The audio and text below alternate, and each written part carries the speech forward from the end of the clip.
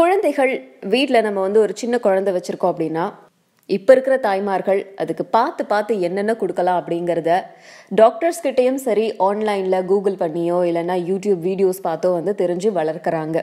ஆனால் அப்படி பண்ணியும் சில குழந்தைகளுக்கு ஊட்டச்சத்து பற்றாக்குறை இருக்குது. என்ன மாதிரியான உணவை கொடுத்தா அந்த குழந்தை நல்லா புஷ்டியாக வரும், சப்பியாக இருக்கும் அப்படின்னு சொல்லி நிறைய வீடியோஸ் இருக்கும்.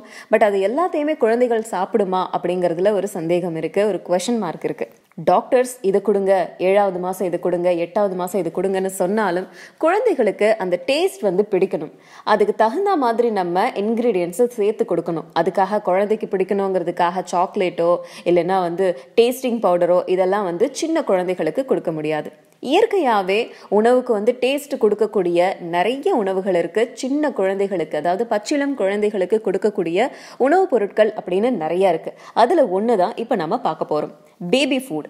இது செய்யறதுக்கு உங்களுக்கு தேவையான இன்கிரீடியன்ஸ் என்னென்ன அப்படின்னா, அவல் 2 டேபிள் ஸ்பூன், பொட்டுக்கடலை 2 டீஸ்பூன், பாதாம் உங்களுக்கு தேவையான அளவு 5, 6 இல்லை 7, 8 கூட நீங்க எடுத்துக்கலாம்.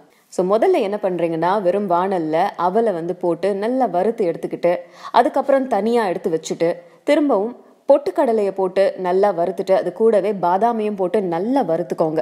இதை மிதமான சூடில் இல்லை சிம்மில் வச்சுட்டு நல்லா வறுத்து எடுக்கணும். ஏன்னா இதை நம்ம அரைக்க போகிறோம். அரைச்சி முடிச்சதுக்கப்புறம் அதை கொதிக்க வைக்கவோ இல்லை நம்ம வாட்டவோ போகிறது கிடையாது. ஸோ அதனால முன்னாடியே குழந்தைகளுக்கு கொடுக்க போகிறதுங்கிறதுனால அவங்களுக்கு வயிறு பிரச்சனை வராத அளவுக்கு மிதமான சூட்டில் நல்லா வறுத்து எடுத்துக்கோங்க, பொன்னிறமாக ஆகிற வரைக்கும்.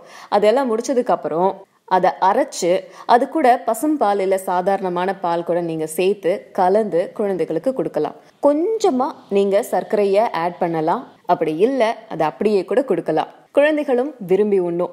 7லிருந்து 8 மாச குழந்தைகள் அதுக்கு மேல உள்ள குழந்தைகளுக்கு இதை கொடுக்கலாம்.